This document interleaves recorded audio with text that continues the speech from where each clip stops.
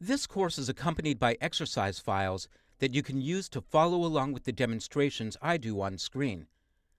I've copied the exercise files to my desktop, but you can place them anywhere on your hard disk. The exercise files are organized by folder, one folder for each chapter in the course. Within the folders, you'll find zip files. Each of these zip files is an Eclipse archive file, designed to be imported into Eclipse with the Android Developer Tools, or ADT.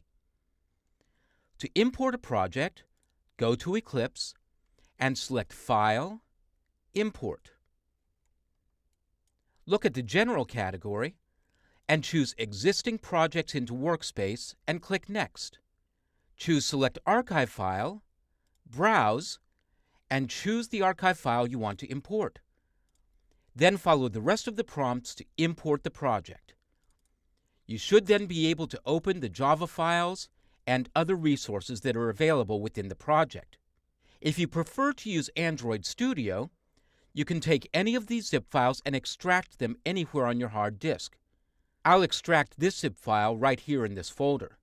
On Mac, you can simply double-click, and on Windows, you can right-click and choose Extract All, and then Extract. Now, I'm going to make a copy of this string. This is the path where I've extracted my project. Then I'll go to Android Studio, and from the Welcome screen, I'll choose Import Project.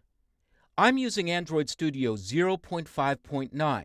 Make sure you're using at least that version. And because Android Studio is evolving so quickly, if you're using a more recent version, this process might look a little bit different. Now I'm going to paste in that path. I'll open that folder and go to the folder that actually includes the project. Then I'll click OK, and then I'll choose a folder where I want to create a new copy of the project that uses the standard directory structure for Android Studio. I'll call this new project Parallel Tasks for the name of the project and place it under my home directory. On this screen, there are options that will determine how your project is imported. I'll accept all of the options and click Finish. And after a few moments, my project will be imported. Be patient the first time you import a project. You might get a message saying that the sync failed, but notice on my screen that after just a few moments, that message was cleared, and down at the bottom of the screen, I see a message that my Gradle build finished. You might see some warnings along the way, but if you don't see any errors, then you should be able to work with your project in Android Studio. I do recommend reading through the import summary file that will be generated.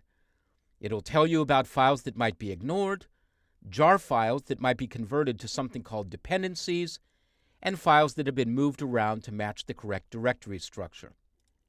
In addition to the Android app projects, the exercise files folder also includes a couple of other subfolders. The assets folder contains copies of assets I used during the course. The feeds folder includes static copies of the JSON and XML feeds that I use. The photos folder contains copies of the image files, and the PHP folder contains copies of the PHP files. Now, the contents of all of those folders are hosted on a public website at services.hanselandpedal.com. For example, the photos are stored here, and the versions in the website are what I'll actually be using during the course. I'm providing these local versions just for your convenience. The fourth folder under Assets includes copies of jar files. These are libraries that I use during one of the chapters in the course. You're able to download all of these libraries from their vendor websites, but in order to make sure that you can use the same versions that I used, I'm providing copies here. The last subfolder under Exercise Files is the Solutions folder, and there are versions of each of the Android app projects here, each with a suffix of solution. This will allow you to open up both the starting and the finished version of any project and compare them to each other.